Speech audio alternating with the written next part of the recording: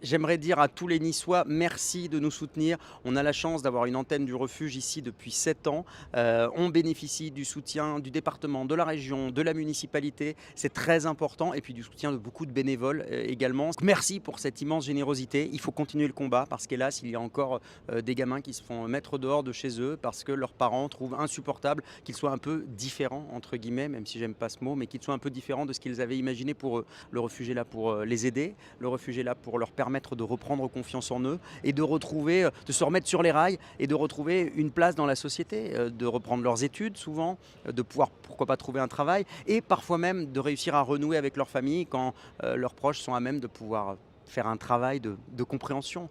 Donc voilà, c'est pour ça que le refuge existe aujourd'hui. Donc continuons à le soutenir et merci encore les Niçois, on vous embrasse.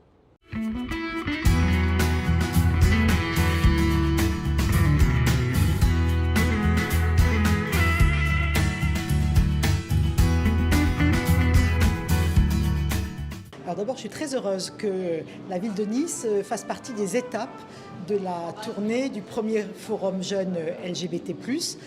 La ville de Nice, la métropole Nice-Côte d'Azur s'engage depuis de nombreuses années dans des actions, milite pour l'égalité réelle des droits, mais aussi pour lutter contre toutes les formes de discrimination.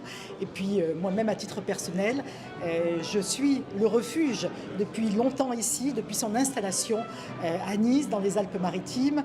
J'ai toujours montré beaucoup de soutien et surtout, je veux montrer tout mon soutien et ma solidarité à cette équipe formidable, à la fois de bénévoles, de salariés qui bien évidemment sont investis sans compter pour accompagner ces jeunes qui malheureusement sont très souvent exclus de chez eux, se retrouvent sans moyens, se retrouvent isolés et donc voilà, la Fondation Le Refuge est une fondation importante.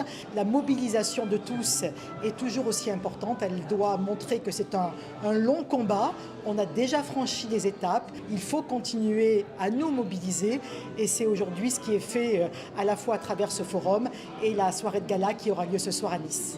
Alors le centre LGBTQIA+, Côte d'Azur existe à Nice depuis un peu plus de 11 ans.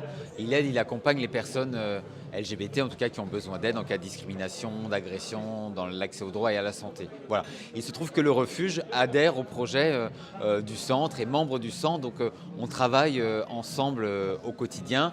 Et quand il y a des situations de personnes exclues ou en besoin, nos travailleurs sociales échangent entre eux pour gérer des situations. Donc c'est un travail au quotidien avec les équipes du refuge. Donc on accompagne déjà les personnes qui ont un questionnement intime sur leur orientation sexuelle, leur identité de genre, sur le mal-être que ça peut générer. Donc ça c'est le premier niveau.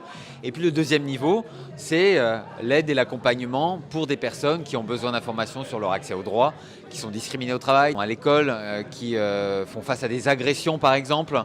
Des gens aussi qui sont dans une démarche de protection de leur famille. Est-ce que je me marie? Est-ce que je me paxe? Je veux des enfants. Comment je fais des enfants? Comment je protège mes enfants? Donc ça touche vraiment un éventail très très large. On est vraiment au centre de la vie des LGBT en général. Moi, je pense qu'il est très important, c'est le message qu'on veut faire passer aux jeunes et sur comment ils doivent se sentir. On n'est pas que victime. On n'est pas que victime et je trouve que le rôle des associations de terrain locales, la nôtre ou le refuge, ça doit être ce qu'on appelle en anglais l'empowerment. C'est de dire vous êtes beau, vous êtes belle, vos vies comptent, elles valent le coup d'être vécues et on va vous aider à aller en ce sens. Voilà. Ce qui est intéressant, c'est d'essayer de faire comprendre l'importance de notre combat pour la société en général. Les questions sont finalement assez jumelles, que ce soit les questions de racisme, de misogynie, d'homophobie. Ça participe de la même idée que certaines personnes n'ont peut-être pas la place qu'ils mériteraient dans la société. On est tous finalement dans le même bateau, c'est ça qu'on essaye de faire comprendre. Et on ne pourra avancer que quand on vivra tous ensemble et qu'on sera tous convaincus qu'être ensemble, c'est une richesse. Je pense qu'il y a plein de différents dans la société, ce sont des petites touches qui, un peu comme un tableau pointilliste, c'est un peu de l'impressionnisme, c'est ça qui contribue finalement à créer le paysage de notre pays aujourd'hui, le paysage de la France et le visage visage du français. Il est multiple, ce visage-là. L'idée, c'est d'être tous ensemble. Moi, quand j'ai été accepté très vite par ma famille, mes amis n'étaient pas tous homo. J'avais pas envie de ne vivre que par le prisme de ma sexualité. En revanche, ce qu'il y a, c'est que je comprends la problématique que ça peut représenter dans certaines familles et qu'il y a des problématiques spécifiques. Quand les gens nous disent « Ah, mais pourquoi vous en parlez? Parce que finalement, on s'en fout de savoir avec qui vous couchez. » Ben non, monsieur, parce que ça n'est pas que ça. Si ça n'était que ça, ce ne serait pas un problème. Si il n'y avait que ça comme souci, on ne se ferait pas insulter et traiter de pédé dans la rue. On n'aurait pas pour certains des difficultés à louer un appartement. Quand on arrive avec 2 garçons ou 2 filles pour louer un appartement, il y a des gens qui vous refusent d'emblée. Si vous êtes l'objet de moqueries sur votre lieu de travail, etc., ce n'est pas uniquement l'idée de 2 personnes qui couchent ensemble dans la chambre et on ferme la porte et puis voilà. Non, l'identité sexuelle, c'est aussi une identité sociale. Donc c'est forcément lié. Ça ne veut pas dire que c'est du communautarisme de dire ça. C'est simplement de savoir que notre existence aujourd'hui, de fait, parce que certains la voient comme une différence insupportable, a d'autres conséquences dans la société. Et ça peut avoir des conséquences difficiles. Un rejet comme se faire mettre dehors par ses parents, c'est pour ça que le refuge existe aujourd'hui. Ben, je retiens déjà beaucoup de choses.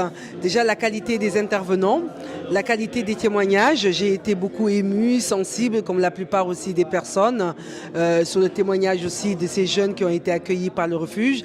Et aussi, ce que je retiendrai aussi, c'est l'espoir.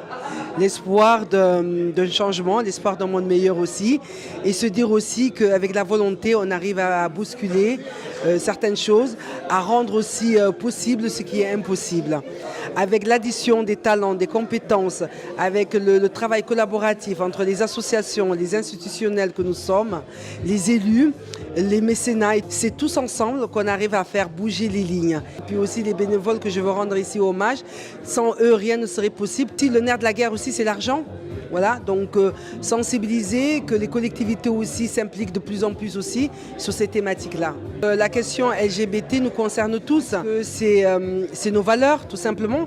Nos valeurs de liberté, égalité, fraternité, liberté d'être qui on est, ce que nous sommes, égalité en droit, la fraternité aussi qui véhicule aussi les notions de tolérance, d'ouverture d'esprit, d'acceptation de l'autre. Et simplement, on disait...